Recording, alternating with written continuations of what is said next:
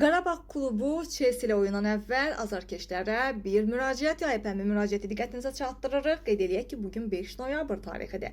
Belə ki, Qarabağ klubu UEFA Çempionlar Liqasının əsas mərhələsinin 4-cü turunda Bakı İngiltərənin Chelsea komandasına qarşı keçirəcəyi oyundan əvvəl məhz azarkeşlərə bir müraciət yayıb.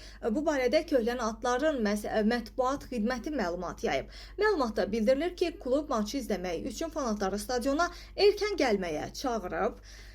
Belə ki, bildirilir ki, stadiona rahat daxil olmağa, sıxlıqdan yayınmağa, komandanın isinmə hərəkətlərinə tam dolu tribunalar qarşısında həyata keçirərək əlavə motivasiya qazanmasına da bu imkan verəcək və maç başlayandan 20 dəqiqə sonra stadiona giriş məhdudlaşdırılacaq.